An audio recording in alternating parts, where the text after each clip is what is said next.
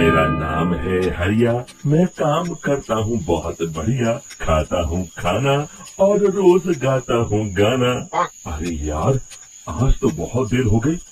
इस खतरनाक जंगल को देखकर तो मेरे हाथ पैर ठंडे हो गए हैं। अगर मैं वक्त पर गांव नहीं पहुंचा तो मालिक बहुत नाराज हो जाएंगे। तभी हरिया को एक आवाज सुनाई देती है। सुनिए हरि जी। अरे, ये आवाज किसने दी? तभी हरिया को सामने कुछ दूर एक औरत खड़ी दिखाई देती है। अरे भाई, ये औरत अकेली इतनी रात को इस जंगल में क्या कर रही है? चलकर पूछना पड़ेगा। फिर हरिया अपनी बैलगाड़ी उस औरत के सामने लाकर रोक देता है और उससे पूछता है। अरे सुनिए, आप इतनी रात को इस खतरनाक जंगल में अकेले क्या कर रही हैं? तभी वो औरत मीठी आवाज में कहती है। अरे हरु जी, आप आ गए। मैं कब से आपका इंतजार कर रही थी। वैसे तो यहाँ से काफी लोग गुजर चुके हैं, लेकिन मैं खास आपका इंतजार कर रही थी। अच्छा, तुम सच कह रही हो? मुझे तो यकीन नहीं हो रहा है। वो क्या है ना, आज तक किसी ने मुझसे इतने प्यार से बात नहीं की। हाँ हाँ हरु जी, मैं सच कह रही हूँ। अब देर मत करिए और जल्दी से मुझे मेरे घर तक छोड़ दीजिए। हाँ, कौन सी बड़ी बात है, अभी छोड़ देता हूँ। आप मेरे पीछे बैलगाड़ी में बैठ जाइए और मुझे रास्ता बताते चलिए। फिर वो औरत हरिया की बैलगाड़ी में बैठ जाती है और हरिया बैलगाड़ी हाँकता हुआ आगे चल पड़ता है। फिर उस औरत के बताए हुए रास्ते पर चलते चलते हरिया बैलगाड़ी लेकर एक काली गुफा के आगे आकर रुक जाता है। हरिया उस औरत से पूछता है। हाँ देवी जी, आपका घर कहाँ है? यहाँ तो एक गुफा के अलावा और कुछ नहीं है। तभी अचानक वो औरत हवा में उड़ने लगती है। देखते ही देखते उसका सुंदर रूप एक डरावनी चुड़ैल में बदल जाता है और वो जोर जोर से हंसती है। अरे तू तो एक नंबर का बेवकूफ निकला। तू तो भाई आसानी से मेरी बातों में आ गया। अरे मर गया रे, ये तो एक चुड़ैल है। हे भगवान बचा ले, ये तो बड़ी डरावनी दिखाई दे रही है। और फिर अगले ही पल हरिया की बैलगाड़ी में रखा सारा सामान हवा में उड़ता हुआ उस काली गुफा के अंदर चला जाता है और वो चुड़ैल भी उस गुफा के अंदर जाकर कहीं गायब हो जाती है। हरिया ये नजारा देख बुरी तरह घबरा और परेशान हो जाता है। अरे, ये चुड़ैल तो मेरा सारा सामान लेकर गुफा में गायब हो गई। अब क्या होगा? अगर मैं गांव खाली हाथ गया तो मालिक मेरी अच्छी खबर लेंगे। मेरी इस बात का कोई यकीन भी नहीं करेगा। फिर आखिर वही हुआ। हरिया के मालिक चंपक सेठ को हरिया की किसी भी बात पर रत्ती भर भी यकीन नहीं हुआ। चंपक सेठ को लगा हरिया झूठ बोल रहा है और उसने ही लालच में आकर सारा सामान हड़प कर लिया है। फिर हरिया को बेईमान समझकर चंपक सेठ उसे काम से निकाल देता है। अगले दिन अपनी दुकान में परेशान बैठा चंपक सेठ गुस्से में बड़बड़ाता है। अरे, दुकान में तो सामान बिल्कुल भी नहीं है। अब मुझे ही शहर जाकर सामान लाना होगा। फिर वो अपनी बैलगाड़ी लेकर शहर चला जाता है।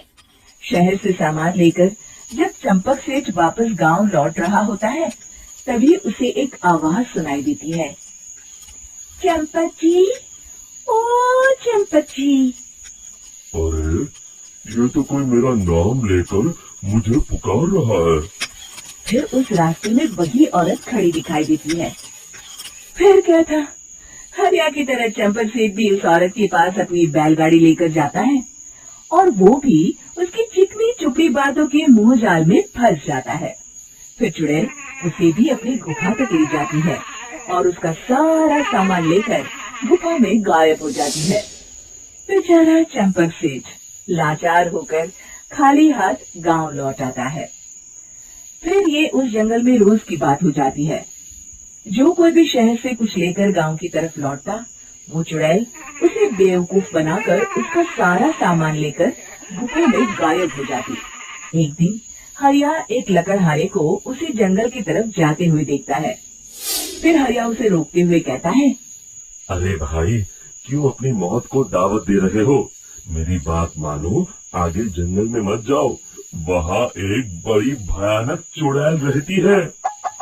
लकड़हारा हरिया की बातों को नजरअंदाज करते हुए कहता है, अरे भाई, मुझे पहले ही बहुत देर हो चुकी है, मुझे जाने दो भाई। शाम तक लकड़ियाँ काट कर शहर के बाजार में बेचना है।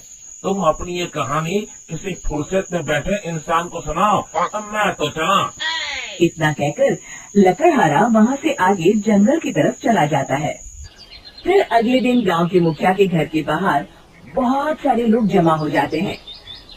तभी हाथ में कुल्हाड़ी लिए खड़ा लकड़हारा कहता है, अरे मुखिया जी, अब आप ही हमें बचाइए उस जंगल वाली चुड़ैल से।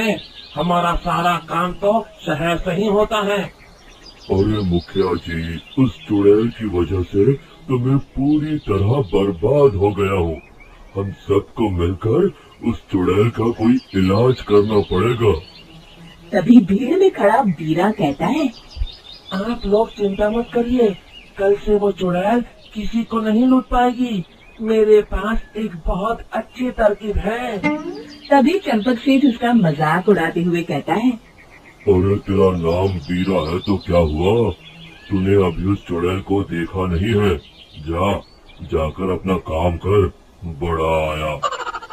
तब मुखिया जी कहते हैं, नहीं चंपक सेठ, मुझे लगता है हमें इस लड़के को एक मौका देना चाहिए। फिर सभी गांव वाले मुखिया जी की बातों से सहमत हो जाते हैं और बीरा शाम को एक बैलगाड़ी में कुछ सामान लादकर उस जंगल की ओर चल देता है। बीरा, ओ बीरा, कहाँ जा रहा है? तभी बीरा मुड़ के देखता है, वही चुड़ैल एक औरत के रूप में खड़ी है। अरे बहन जी, मैं आपको ही ढूंढ रहा था। देखिए, मैं आपके लिए क्या लाया हूँ। अरे वाह, तू खुद मेरे लिए इतना सामान लाया है। तू ही अकेला गाँव में समझदार है। जरा देखो, मैं भी खोल के बड़ी भूख लगी है। जैसे ही चुड़ैल उस सामान पर से कपड़ा हटाती है, एक भगवान शिव की तेज रोशनी उसके अंदर मूर्ति से निकलती है और चुड़ैल अपने असली रूप में आकर जलने लगती है। अरे मैं चल रही हूँ, बचाओ, बचाओ, ओम नमः शिवाय, मर गई मैं।